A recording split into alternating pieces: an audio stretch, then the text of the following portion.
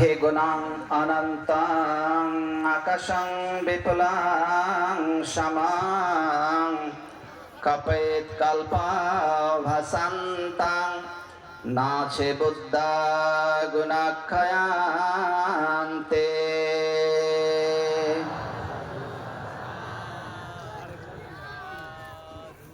উপমহাদেশের প্রখ্যাত একজন কবি, তিনি প্রয়াত হয়েছেন রামচন্দ্র কবি ভারতী। তিনি ভক্তি শতকম নামে ছোট্ট একটি গ্রন্থ লিখেছিলেন, বুদ্ধের প্রশস্তি গীত। আমাদের বাংলাদেশের গৌরব দীপ্ত সন্তান, মুক্তিযুদ্ধের আন্তর্জাতিক সংগঠক, 21শে পদক প্রাপ্ত এবং স্বাধীনতা পদক প্রাপ্ত বিশ্ব নাগরিক আমাদের দশম সংঘরাজ পণ্ডিত জ্যোতিপাল মহাতেরও ভাষান্তর করেছেন বাংলায়। সেখান থেকে আমি এই গাথাটা বলেছি, বুদ্ধং হি গুণং অনন্তং আকাশং বিপুলং সমং। অনন্ত আকাশে ন্যায় বুদ্ধগুণ।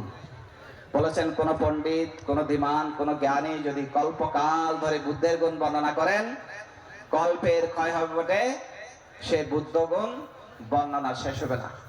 সে অনন্ত গুণের আধার তথাগত বুদ্ধ, যিনি আমাদেরকে চতুরার্য সত্য দেশনা করেছিলেন, যিনি আর্য অষ্টাঙ্গিক মার্গ দেশনা করেছিলেন, যিনি প্রতীত্য সমুৎপাদ বা কার্যকারণ নীতি দেশনা করেছিলেন, এবং যিনি মানুষকে দুঃখ মুক্তির পথ, নির্বাণের পথ দেখিয়েছিলেন, সে অনন্ত গুণের আধার তথাগত বুদ্ধকে আমার দেশনার প্রারম্ভে আমি আমার অন্তরের গভীর শ্রদ্ধা নিবেদন করছি।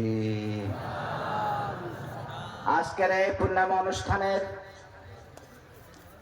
যোগ্য সভাপতি, থেরবাদী বৌদ্ধ আদর্শের উজ্জ্বল নক্ষত্র, শাসন স্তম্ভ, উপসংঘরাজ বিচিত্র ধর্মকথিক, পরম শ্রদ্ধেয় ধর্মপ্রিয় মহাতের মহোদয়, আজকের অনুষ্ঠানের সম্মানিত প্রধান অতিথি, সম্মানিত প্রধান সদ্ধর্মদেশক, মুখ্য আলোচক, বিশেষ সদ্ধর্মদেশক, শাসন সদ্ধর্মের ধারক বাহক পবিত্র ভিক্ষু সংঘ, ভিক্ষু সংঘের প্রতি আমি বিনম্র শ্রদ্ধা জানাচ্ছি। অনুষ্ঠানের যারা উদযাপন কমিটিতে রয়েছেন, এই গ্রামবাসী সহ বাংলাদেশের বিভিন্ন প্রান্ত থেকে যে সমস্ত ধর্মপ্রাণ উপাসক জ্ঞাতিগণ এসেছেন, আপনাদের সকলের প্রতি আমি এই জন্মসহ জন্মান্তরের দানময়, শিরময় এবং ভাবনাময় পুণ্য সকৃতজ্ঞ চিত্তে, মৈত্রীময় চিত্তে দান করছি। আপনারা সাধুবাদের সহিত নবদান করে সুখী হন। উপাসক উপাসিকাগণ, অনেক দিন থেকে প্রচার হয়ে আসছে এবং এই দিনটা আজকে নয়, বিগত বেশ কয়েক বছর ধরে এই বিশেষ দিনটার জন্য, 16 তারিখের জন্য অনেক মানুষ উদ্গ্রীব হয়ে থাকে। এখানে আসবে, গোবিন্দ ঠাকুরকে পূজা করবে, তাদের আশার পরিপূর্ণতা লাভ করবে, এটা অনেকেই মনে করে। এটা এখন বৌদ্ধ মহাসম্মেলনে পরিণত হয়েছে। বাংলাদেশে আমরা অনেকগুলা বৌদ্ধ মহাসম্মেলন দেখি, কিন্তু প্রতি বছর এভাবে বৌদ্ধ মহাসম্মেলন খুব একটা হয় না, এত বেশি মানুষের সমাগম এক জায়গায়। তো এই জন্য গোবিন্দ ঠাকুর পরিচালনা কমিটিতে যারা আছেন তাদেরকে আমি অশেষ ধন্যবাদ জানাই। সে সাথে এই গ্রামবাসী এবং বিভিন্ন গ্রাম থেকে আমাদের দ্বন্দ্ব শুনেছে বেশ কয়েকজন। একজন বললো ভান্তে, একজন মহিলা, গোবিন্দ ঠাকুরের অনুষ্ঠানে যাবেন? আমি বলি হ্যাঁ যাবো। তো বান্তে আমাকে রসিদ করে দেওয়া হয়েছে, আমি 7,500 টাকা তুলেছি। আমি বলি অনেক ভালো কাজ করেছে। এইভাবে ওনার প্রতি এটা বলেছি কেন, দ্বন্দ্ব শুধু এটা একজনে করেছে, বিভিন্ন জায়গা থেকে এই পুণ্য পুরুষদের প্রতি শ্রদ্ধা নিবেদিত হয়। তো উপাসক উপাসিকাগণ, আজকে যে আপনারা আমাদের উপসংঘরাজ এই গ্রামের এই কীর্তিমান সন্তান, যে সময়ে এখানে ধর্মের আলো ছিল না, সে সময়ে ধর্মের আলো প্রজ্বলন করেছেন। যোগাযোগ ব্যবস্থা ভালো ছিল না, পায়ে হেঁটে এই চট্টগ্রাম, মিরসরাই, কুমিল্লা, নোয়াখালী এবং ত্রিপুরা, শকুনাগাবাদ, পরগনা পর্যন্ত পায়ে হেঁটে গিয়ে যারা ধর্ম প্রচার করেছেন, তোর মধ্যে এই গ্রামের কীর্তি সন্তান, যাকে আজকে আপনারা বিশাল সমারোহে প্রতি বছর স্মরণ করছেন, উপসংঘরাজ শ্রদ্ধেয় গুণালঙ্কার মহাস্তবীর মহোদয়, তার যে শিষ্যগুলো তিনি রেখে গেছেন, এগুলো প্রজন্মের পর প্রজন্ম আমাদের শাসন সদ্ধর্মকে আলোকিত করেছেন। যে দশম সংঘরাজ জ্যোতিপাল ভান্তের কথা বলেছি, তিনি এই আমাদের গুণালঙ্কার মহাস্তবীরের একজন কীর্তিমান শিষ্য। এবং পূর্ণানন্দ মহাস্তবির কুমিল্লা অঞ্চলের, তিনি একজন কীর্তিমান, তিনি একজন ওনার শিষ্য। এবং আরেকজন নোয়াখালীতে তিনি লাকসাম এলাকাতে জন্মগ্রহণ করে ভারতে ছিলেন, বান্তের শিষ্য। এবং আমাদের বর্তমান যিনি ত্রয়োদশ সংঘরাজ শ্রদ্ধেয় জ্ঞানশ্রী মহাস্তবীর মহোদয়। উপাসক উপাসিকাগণ, কেন আপনারা তাদেরকে স্মরণ করছেন? এই জাতীয় পুণ্য পুরুষেরা যারা শীলবান, যারা আদর্শবান, যারা বিনয়ী, তাদের শিষ্যগণ সেভাবে আদর্শবান, বিনয়ী, শীলবান হয়ে গড়ে ওঠে। উপাসক উপাসিকাগণ, সেই ধারাবাহিকতা এখনো বজায় রয়েছে জোবরা গ্রামের। আপনারা জোবরাবাসী, আমি মনে করি অত্যন্ত ধন্য পুণ্য। আপনারা অনেক পুণ্য পুরুষের আশীর্বাদ আপনাদের রয়েছে, যে গুণালঙ্কার মহাস্তবের আশীর্বাদ, গোবিন্দ ঠাকুরের আশীর্বাদ, আমাদের পরম শ্রদ্ধেয় দশম সংঘরাজ জ্যোতিপাল মহাতেরও দীর্ঘকাল বিশ্ব শান্তি পেগোড়ায় ছিলেন, আপনাদের ঘরে ঘরে এসে স্বয়ং খেয়েছেন, উনার আশীর্বাদ আপনাদের রয়েছে। এবং আমাদের জ্ঞানশ্রী মহাস্তবের মহোদয় অত্যন্ত পুণ্য পুরুষ, তিনি অত্যন্ত শীলবান, আদর্শবান। আমরা যদি এখন চিন্তা করি, কোন ভিক্ষুকে যদি অবনত মস্তকে হৃদয়ের গভীর গুহা থেকে যদি শ্রদ্ধা ভক্তি নিবেদন করতে হয়, এই সমস্ত পুণ্য পুরুষদের নাম চলে আসে। তাদেরকে যখন মানুষেরা ভক্তি করে, পূজা করে, মানুষের অন্তরে কোনো তাদের শীল, বিনয়, চরিত্র নিয়ে কোনো দ্বিধাদ্বন্দ্ব থাকে না। আপনা আপনি তাদের কাছে গেলে মানুষের চিত্ত অবিরমিত হয়ে যায়। তার চেয়ে বড় কথা হলো, এই যে গোবিন্দ গুণালঙ্কার ভান্তারা যে প্রজন্ম সৃষ্টি করে গেছেন, এই যে জোবরা গ্রামের মধ্যে, সে ধারাবাহিকতা অষ্টাদশ শতাব্দী থেকে আজ পর্যন্ত দেদীপ্যমান রয়েছে।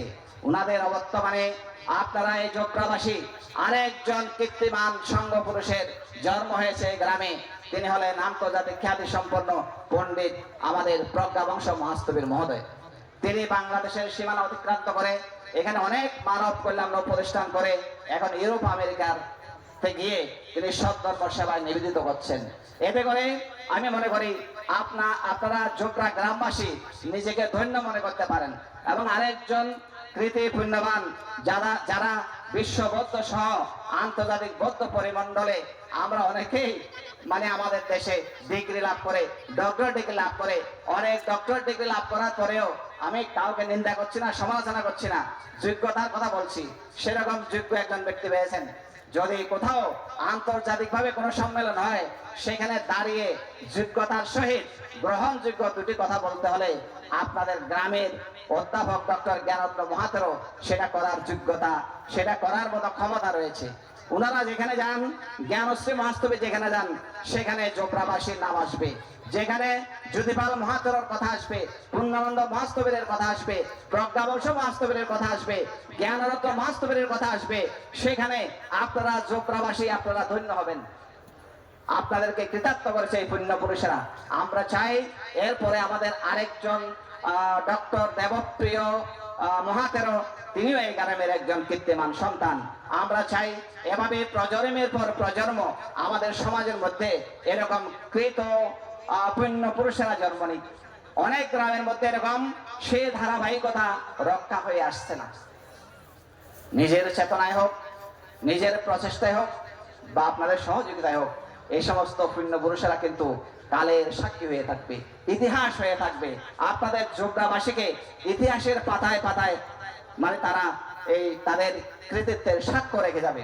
তো এই জন্য উপাসক উপাসিকাগণ, এখানে দীর্ঘ কথা বলার সময় নেই। তো আজকে দেখেন, এই যে রাজপুত্র কুমার সিদ্ধার্থ, তিনি যে বুদ্ধ হয়েছিলেন, আমি যেটা বলেছিলাম, কেন আপনারা গোবিন্দ ঠাকুরকে স্মরণ করছেন, কেন গুণালঙ্কার মহাস্তবীকে স্মরণ করছেন? স্মরণ করার মূলে ছিল স্মরণ করার মতো যোগ্যতা তাদের আছে। স্বর্ণকে আপনি যতই ছাপাই রাখেন, শত বছর রাখলেও এটা মাটির তল থেকে উঠে আবার সেটা স্বর্ণই ঝকঝক করবে, দাবিয়ে রাখা যায় না। বুদ্ধকে দাবিয়ে রাখার অনেক চেষ্টা করা হয়েছিল ভারতবর্ষের মধ্যে, দাবিয়ে রাখতে পারে নাই। বিশ্বের মধ্যে দাবিয়ে রাখতে চেয়েছিল, দাবিয়ে রাখতে পারে নাই। যাদের এরকম যোগ্যতা আছে, ত্যাগ আছে, আদর্শ আছে, শীল আছে, বিনয় আছে, অবশ্যই তারা কোন প্রজন্ম তাদেরকে অবহেলা করলেও আরেক প্রজন্ম এসে ঠিকই তাদের অবদানের কথা তুলে ধরবে। দীর্ঘকাল ধরে আমাকে 15 মিনিট সময় দেওয়া হয়েছে, আরো 4-5 মিনিট আছে, আমি শেষ করে দেব। 5 মিনিটের মধ্যে। তো দেখেন উপাসক উপাসিকাগণ, আমাকে আরেকজন আপনাদের এখানে যে আপনাদের বর্তমান যে বিহারাধ্যক্ষ যে আমাদের শিলরক্ষিত মহাস্তবীর মহোদয়, এই গ্রামের কৃতি সন্তান না হলেও তিনি দীর্ঘদিন আপনাদেরকে ধর্মের ছায়ালো দান করে, তিনি এখন অসুস্থ। তার জন্য আমি এই পুণ্য সভাতে পুণ্যদান করছি। নিরুদানন্দ অত্যন্ত নবীন বিজ্ঞ হলেও আপনাদের গ্রামকে এখন সে যেভাবে হাইলাইট করছে বিভিন্ন দিকে, আমি তাকেও আশীর্বাদ করছি। উপাসক উপাসিকাগণ, বুদ্ধ আজকে যে রাজকুমার ছিলেন বলে তিনি যে পূজিত হয়েছেন, তিনি আজকে সমস্ত মানুষের নমস্য হয়েছেন তেমন নয়। পৃথিবীতে অনেক রাজপুত্র এসেছে, আসে নাই? কয়জন রাজার সন্তানকে মানুষ মনে রেখেছে, তার ত্যাগ, তার আদর্শ, তার নীতি। তিনি আজকে রাজপুত্র হলে হয়তো ইতিহাসের পাতায় নামটা থাকতো। আজকে সারা পৃথিবীময় জাতি ধর্ম বর্ণ নির্বিশেষে আজকে যে বুদ্ধকে স্মরণ করছে, সিদ্ধার্থকে নয়, কুমার গৌতমকে নয়, কুমার গৌতম হলে হতো না, কাকে? বুদ্ধকে। সে বুদ্ধকে আমাদের এই ভিক্ষু সংঘের মধ্যেও ভারতবর্ষে যখন বৌদ্ধ ধর্ম ধ্বংস হয়ে যায়, তার মূলে ছিল যখন আমাদের ধর্ম বিনয়ের প্রতি যখন শীতলতা এসেছে। এই জন্য আমাদের নব প্রজন্মের যারা আমরা উঠছি, আমাদেরকে স্কুল কলেজ বিশ্ববিদ্যালয়ের শিক্ষা আমাদের প্রয়োজন আছে, আমি বলবো না যে এটা প্রয়োজন নাই, কিন্তু এটার সাথে সাথে আমাদের মূল যেটা, সেটা আমাদের হবে কি? সেটা আমাদের হবে বুদ্ধের যে আদর্শ, বুদ্ধের যে শীল, বুদ্ধের যে বিনয়, সেটা যদি আমরা সুরক্ষা করতে পারি, তাহলে আমাদের ধর্ম এই পৃথিবীতে আরো সুদীর্ঘ কাল টিকে থাকবে।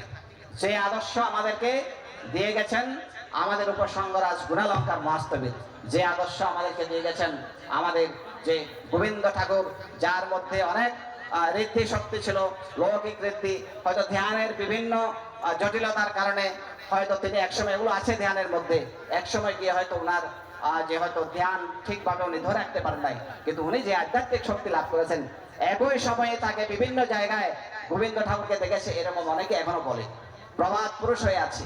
তো যাই হোক, আমি আর সময় নিচ্ছি না, অনেক গুণী সমাবেশ হয়েছে। যে সমাজের মধ্যে এ ধরনের গুণীরা জন্ম নেবে, সেই সমাজ আলোকিত হবে, সেই সমাজ সমৃদ্ধ হবে, এবং যে সমাজের মধ্যে গুণীদেরকে এভাবে স্মৃতিতে, সম্মানে, শ্রদ্ধায়, ভক্তিতে যারা ধরে রাখবে, তারা কিন্তু পুণ্যবান হবে, তাদের সমাজে আদর্শবান সন্তানেরা আসবে।